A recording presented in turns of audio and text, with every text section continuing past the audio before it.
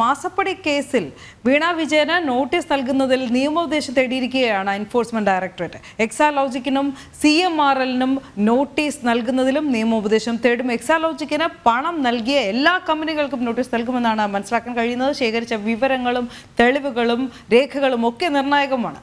ജിജീഷ് കരുണാകരൻ കൂടുതൽ വിവരങ്ങളുമായി ചേരുന്നുണ്ട്. ജിജീഷ്, എന്തായാലും ED നടപടിക്രമങ്ങളൊക്കെ വേഗത്തിലാക്കുകയാണ് മാസപ്പടിയിൽ.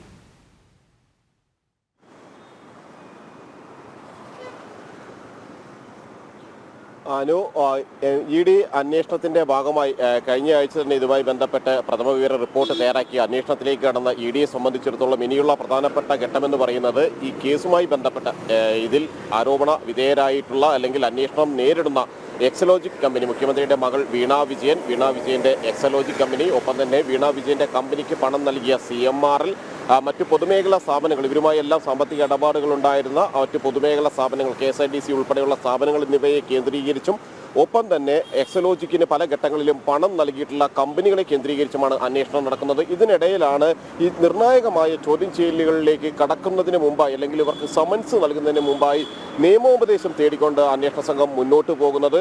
പ്രധാനമായും ഉന്നതരായ അല്ലെങ്കിൽ ഏറ്റവും പ്രധാനപ്പെട്ട പ്രമുഖരായ അഭിഭാഷക സംഘം അടങ്ങുന്ന ടീം തന്നെയാണ് നിയമോപദേശം നൽകുക. കാരണം കൃത്യമായും മറുഭാഗത്ത് ഈ അന്വേഷണം തടയാനുള്ള നീക്കങ്ങൾ നടക്കുന്നുണ്ട്. കോടതിയെ തന്നെ സമീപിച്ചുകൊണ്ട് പല കാരണങ്ങൾ ചൂണ്ടിക്കാണിച്ചുകൊണ്ട് ഈ അന്വേഷണം തടസ്സപ്പെടുത്താനുള്ള നീക്കമാണ് വീണ വിജയന്റെയും എക്സലോജിക്കിന്റെയും CMRLന്റെയും എല്ലാം ഭാഗത്തു നിന്ന് ഉണ്ടാകുന്നത്. അവർ ചൂണ്ടിക്കാണിക്കുന്ന കാര്യമെന്ന് പറയുന്നത് SFIO അന്വേഷണം പൂർത്തിയായിട്ടില്ല. SFIO അന്വേഷണം നടക്കുന്ന അതേ ഘട്ടത്തിൽ തന്നെ എക്സലോജിക്കിനെതിരെ എൻഫോഴ്സ്മെന്റ് ഡയറക്ടറേറ്റിന്റെ കൂടി അന്വേഷണം വരുന്നത് അത് നിയമാനുസൃതമല്ല എന്ന കാര്യം ചൂണ്ടിക്കാണിച്ചുകൊണ്ട് അത്തരം മറുവാദങ്ങൾ ഉന്നയിച്ചുകൊണ്ടാണ് ഇതിനെ തടയാൻ ശ്രമിക്കുന്നത്. ഈ ഒരു ഘട്ടത്തിൽ എങ്ങനെ തെളിവുകൾ അടിസ്ഥാനമാക്കി മുന്നോട്ട് പോകാമെന്നും അതിൽ നിയമപ്രശ്നങ്ങളില്ലാതെ കൊണ്ടുപോകാം എന്നത് കാര്യം തന്നെയാണ് പ്രധാനമായും എൻഫോഴ്സ്മെന്റ് ഡയറക്ടറേറ്റ് ചിന്തിക്കുന്നത്, അല്ലെങ്കിൽ അത്തരം നടപടികളിലേക്കാണ് കടക്കുന്നത്. അങ്ങനെയാണ് ഇപ്പോൾ നിയമോപദേശം തേടിയിട്ടുള്ളത്. പ്രധാനമായും എക്സലോജിക്കിനെ നോട്ടീസ് അയക്കുന്നതിലും വീണ വിജയനും CMRLനും നോട്ടീസ് അയക്കുന്ന കാര്യത്തിലാണ് നിയമോപദേശം തേടിയിരിക്കുന്നത്. കാരണം നേരത്തെ തന്നെ 2021 തന്നെ പ്രാഥമികമായ അന്വേഷണത്തിലേക്ക് എൻഫോഴ്സ്മെന്റ് ഡയറക്ടറേറ്റ് കടന്നിരുന്നു. ഈ ഒരു വിവരങ്ങൾ പുറത്തു വന്നപ്പോൾ അതിൽ കള്ളപ്പണ ഇടപാടുകളുണ്ടോ, FEMA നിയമങ്ങളുടെ ലംഘനം ഉണ്ടായിട്ടുണ്ടോ, സാമ്പത്തിക ഇടപാടുകൾ അനധികൃതമായി നടന്നിട്ടുണ്ടോ എന്നത് സംബന്ധിച്ചെല്ലാമല്ല പ്രാഥമിക വിവരശേഖരണം നടത്തിയ അന്ന് പ്രധാനപ്പെട്ട നിരവധി രേഖകൾ എൻഫോഴ്സ്മെന്റ് ഡയറക്ടറേറ്റും പരിശോധിക്കുകയും അതിന്റെ അടിസ്ഥാനത്തിൽ ഒരു റിപ്പോർട്ട് തയ്യാറാക്കുകയും പ്രാഥമിക വിവരശേഖരണ റിപ്പോർട്ട് തയ്യാറാക്കുകയും എല്ലാം ചെയ്തിരുന്നു. എന്നാൽ അന്ന് കേസെടുത്ത് അന്വേഷണം നടത്തുന്ന ഘട്ടത്തിലേക്ക് പോയിരുന്നില്ല. EDയെ സംബന്ധിച്ചിടത്തോളം മറ്റു നിർണായകമായ നിരവധി കേസുകൾ അവരുടെ അന്വേഷണ പരിധിയിലുള്ള ഒരു ഘട്ടം കൂടിയായിരുന്നു. സ്വർണ്ണക്കടത്ത് കേസ് അടക്കമുള്ള പ്രധാനപ്പെട്ട കേസുകളുടെ അന്വേഷണം നടക്കുന്ന ഒരു സമയമായിരുന്നു. എന്നാൽ അന്ന് ശേഖരിച്ച തെളിവുകളുടെ കൂടി അടിസ്ഥാനത്തിൽ അല്ലെങ്കിൽ ഈ സാമ്പത്തിക ഇടപാടുമായി ബന്ധപ്പെട്ട് ഇൻകം ടാക്സ് ഡിപ്പാർട്ട്മെന്റ് കണ്ടെത്തിയിട്ടുള്ള വിവരങ്ങൾ കൂടി ഉൾപ്പെടുത്തി അതിന്റെ അടിസ്ഥാനത്തിലായിരിക്കും എൻഫോഴ്സ്മെന്റ് ഡയറക്ടറേറ്റ് മുന്നോട്ട് പോവുക. സ്വാഭാവികമായും SFIO നോട്ടീസ് നൽകിയിട്ടുള്ള എല്ലാവർക്കും ഇതുമായി ബന്ധപ്പെട്ടുകൊണ്ട് എൻഫോഴ്സ്മെന്റ് ഡയറക്ടറേറ്റിന്റെ കൂടി നോട്ടീസ് ലഭിക്കും. അങ്ങനെ അന്വേഷണം മുന്നോട്ട് പോകുമ്പോൾ അതിൽ നിയമപ്രശ്നങ്ങൾ ഇല്ലാതിരിക്കാനോ നിയമക്കുരുക്കിലേക്ക് മറുവിഭാഗം തള്ളിയിടുമ്പോൾ അതിന് കൃത്യമായി തന്നെ തെളിവുകളുടെ അടിസ്ഥാനത്തിൽ മുന്നോട്ട് പോവുക എന്നത് തന്നെയാണ് എൻഫോഴ്സ്മെന്റ് ഡയറക്ടറേറ്റ് സ്വീകരിച്ചിരിക്കുന്ന ഒരു നയമെന്ന് പറയുന്നത്. അങ്ങനെയാണ് ഇപ്പോൾ ലഭിച്ചിരിക്കുന്ന തെളിവുകൾ, പ്രധാനമായും എക്സലോജിക്കുമായി ശേഖരിച്ചിരിക്കുന്ന തെളിവുകൾ, ഒപ്പം തന്നെ വീണ വിജയൻ ഇടപെട്ടിട്ടുള്ള 1,72,00,000 രൂപ വീണ വിജയനും എക്സലോജിക്കിനുമായി CMRL കമ്പനിയിൽ നിന്ന് പല ഘട്ടങ്ങളിൽ ലഭിച്ചതുമായി ബന്ധപ്പെട്ട വിവരങ്ങൾ, ഇതിന്റെ എല്ലാം പരിശോധനയ്ക്ക് ശേഷം അതിന്റെ അടിസ്ഥാനത്തിൽ ചോദ്യം ചെയ്യാൻ കഴിയുമോ, അല്ലെങ്കിൽ ആ തെളിവുകൾ എത്രമാത്രം ശക്തമാണ് എന്നതിനെ സംബന്ധിച്ചുള്ള നിയമോപദേശവും അഭിഭാഷകരുടെ ഒരു അഭിപ്രായങ്ങളും എല്ലാം തന്നെയാണ് തേടുക.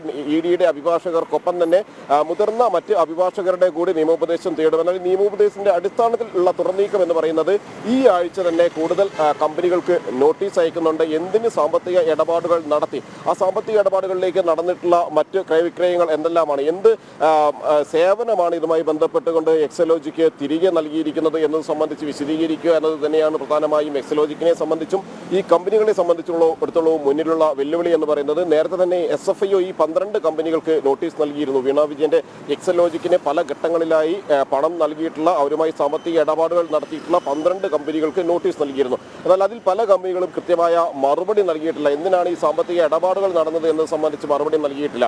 മാത്രമല്ല ഈ 1,72,00,000 സംബന്ധിച്ചിടത്തോളം 78 ലക്ഷം രൂപയുടെ മറ്റൊരു ഇടപാട് കൂടി CMRലും ഒപ്പം തന്നെ എക്സലോജിക്കും തമ്മിൽ നടന്നിട്ടുണ്ട്. അത് എംപവർ ഇന്ത്യയുടെ പേരിലായിരുന്നു. ആ കടലാസ് കമ്പനി തന്നെ നിലവിലില്ല.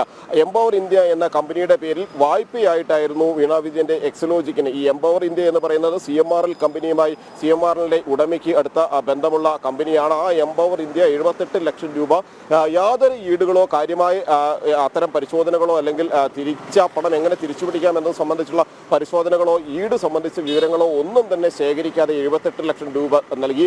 അതിന്റെ തിരിച്ചടവ് വിവരങ്ങളൊന്നും തന്നെ ഒരു ഘട്ടത്തിലും എക്സലോജിക്ക് ബന്ധപ്പെട്ട SFIO അന്വേഷണ വിഭാഗത്തെ അറിയിച്ചിട്ടില്ല, ഇൻകം ടാക്സിനെയും അറിയിച്ചിട്ടില്ല. അതുകൊണ്ട് തന്നെ ഇത്തരം കാര്യങ്ങൾ കേന്ദ്രീകരിച്ച് തന്നെയാണ് പ്രധാനമായും എൻഫോഴ്സ്മെന്റ് ഡയറക്ടറേറ്റിന്റെ അന്വേഷണം നീളുന്നത്. ഈ പുറത്തുനിന്ന് വിദേശത്ത് നിന്ന് പണം വന്നിട്ടുണ്ടോ, അതിൽ ഫെമ നിയമങ്ങളുടെ ലംഘനം ഉണ്ടായിട്ടുണ്ടോ എന്ന കാര്യം പ്രധാനമായും പരിശോധിക്കുന്നുണ്ട്. ഒപ്പം തന്നെ കള്ളപ്പണം വെളുപ്പിക്കാനുള്ള നടപടികൾ ഈ കമ്പനികൾ ഈ എക്സലോജിക്കുമായി ബന്ധപ്പെട്ടുകൊണ്ട് കള്ളപ്പണം വെളുപ്പിക്കാനുള്ള ശ്രമങ്ങൾ CMRലോ മറ്റു കമ്പനികളോ നടത്തിയിട്ടുണ്ടോ? കാരണം മറച്ചുവെക്കേണ്ട പണം അതിനെ നിയമാനുസൃതമായ ഒരു രൂപമുണ്ടാക്കിയെടുക്കുന്നതിന്റെ ഭാഗമായിട്ടാണോ ഈ IT സേവനങ്ങളുടെ മറവിൽ നടത്തിയിട്ടുള്ള ഈ സാമ്പത്തിക ഇടപാടുകൾ എന്ന കാര്യം പ്രധാനമായും അന്വേഷണ സംഘം പരിശോധിക്കുന്നുണ്ട്. അങ്ങനെ എൻഫോഴ്സ്മെന്റ് ഡയറക്ടറേറ്റിനെ സംബന്ധിച്ചിടത്തോളം അന്വേഷണത്തിന്റെ പരിധിയിൽ നിരവധി ഘടകങ്ങൾ വരുന്നു. SFIO അന്വേഷണത്തിന്റെ ചുവടുപിടിച്ചും ഇൻകം ടാക്സ് അന്വേഷണത്തിന്റെ ചുവടുപിടിച്ചും അന്വേഷണത്തിലേക്ക് നീങ്ങിയിരിക്കുന്ന എൻഫോഴ്സ്മെന്റ് ഡയറക്ടറേറ്റിനെ സംബന്ധിച്ചിടത്തോളം നേരത്തെ അവർ ശേഖരിച്ച പ്രധാനപ്പെട്ട വിവരങ്ങളുണ്ട്. കാരണം SFIO അന്വേഷണം ഏറ്റെടുത്തതിന് പിന്നാലെ തന്നെ CMRൽ പരിശോധനകൾ നടത്തിയിരുന്നു, എക്സലോജിക്കുമായി ബന്ധപ്പെട്ട രേഖകൾ ശേഖരിച്ചിരുന്നു. ഇതിന്റെ എല്ലാം പരിശോധനകൾ പൂർത്തിയാക്കി നിരവധി രേഖകൾ SFIO അന്വേഷണ സംഘം പിടിച്ചെടുക്കുകയും ചെയ്തിരുന്നു. ഈ രേഖകൾ കൂടി അടിസ്ഥാനമാക്കിയും ഈ റിപ്പോർട്ടുകൾ കൂടി അടിസ്ഥാനമാക്കിയുമാണ് അന്വേഷണം എൻഫോഴ്സ്മെന്റ് ഡയറക്ടറേറ്റ് മുന്നോട്ട് പോവുക. അതുകൊണ്ട് തന്നെ ആദ്യഘട്ടത്തിൽ ചോദ്യം ചെയ്യേണ്ടവരുടെ ഒരു പട്ടിക തയ്യാറാക്കും. ആ ചോദ്യം ചെയ്യേണ്ടവർക്ക് നിയമോപദേശം, അവരുടെ ചോദ്യം ചെയ്യാമെന്ന നിയമോപദേശം ലഭിച്ചതിന് ശേഷമായിരിക്കും നോട്ടീസുകൾ ലഭിക്കുക. അതിനുശേഷം ഓരോരുത്തരെയായി ചോദ്യം ചെയ്യും. തുടർന്ന് തുടർ നടപടികളിലേക്ക്, കാരണം SFIOയെ പോലെ തന്നെ കൃത്യമായി ഈ കള്ളപ്പണ ഇടപാടുകൾ, ഫെമ നിയമ ലംഘനങ്ങളിൽ വലിയ അധികാര അന്വേഷണ പരിധികളുള്ള അന്വേഷണ ഏജൻസിയാണ് എൻഫോഴ്സ്മെന്റ് ഡയറക്ടറേറ്റ്. വ്യാപകമായ റെയ്ഡുകൾ, അറസ്റ്റുകൾ ഉൾപ്പെടെയുള്ള അന്വേഷണ സാധ്യതകൾ എൻഫോഴ്സ്മെന്റ് ഡയറക്ടറേറ്റിനുണ്ട്. അല്ലെങ്കിൽ അത്തരത്തിൽ അന്വേഷണ ഘട്ടത്തിലേക്ക് നിർണായകമായ ഘട്ടങ്ങളിൽ അത്തരം നീക്കങ്ങളിലേക്ക് എൻഫോഴ്സ്മെന്റ് ഡയറക്ടറേറ്റിന് കടക്കാൻ കഴിയും. ജാമ്യം പോലും ലഭിക്കാത്ത ഇത്തരത്തിൽ കള്ളപ്പണ കേസുകളിൽ കൃത്യമായ തെളിവുകളുടെ അടിസ്ഥാനത്തിൽ എൻഫോഴ്സ്മെന്റ് ഡയറക്ടറേറ്റ് അറസ്റ്റുകൾ രേഖപ്പെടുത്തുന്നതോടുകൂടി തന്നെ അല്ലെങ്കിൽ റിമാൻഡിലേക്ക് പോകുന്നതോടുകൂടി തന്നെ ജാമ്യം ലഭിക്കാനുള്ള സാധ്യതകൾ പോലും വളരെ വിരളമാണ്. അതുകൊണ്ട് തന്നെ പൂർണ്ണമായും ആ തെളിവുകൾ കോർത്തിണക്കി മാത്രം മുന്നോട്ട് പോവുക എന്നത് തന്നെയാണ് എൻഫോഴ്സ്മെന്റ് ഡയറക്ടറേറ്റ് സ്വീകരിച്ചിരിക്കുന്ന ഒരു മാർഗം എന്ന് പറയുന്നത്. മാത്രമല്ല ഉന്നതരായ ഉദ്യോഗസ്ഥരാണ് അവിടെയും അന്വേഷണത്തിനും നേതൃത്വം നൽകുന്നത്. ജോയിന്റ് ഡയറക്ടറുടെ നേതൃത്വത്തിലാണ് അന്വേഷണം നടക്കുന്നത്.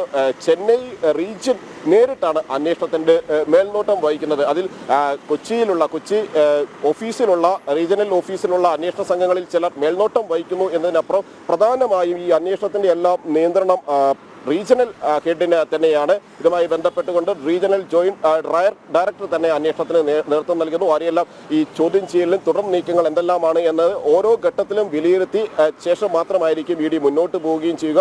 അങ്ങനെ ഈ ആഴ്ച എൻഫോഴ്സ്മെന്റ് ഡയറക്ടറേറ്റിനെ സംബന്ധിച്ചിടത്തോളം മാസപ്പടി കേസിലും നിർണായകമായ നടപടികൾ തന്നെ ഉണ്ടാകുമ്പോൾ നിയമോപദേശത്തിന്റെ അടിസ്ഥാനത്തിൽ ചടുലമായ നീക്കങ്ങളിലൂടെ കൃത്യമായി തന്നെയായിരിക്കും അന്വേഷണ സംഘം മുന്നോട്ട് പോവുകയും ചെയ്യുക. അനു, ശരി ജിജീഷ്.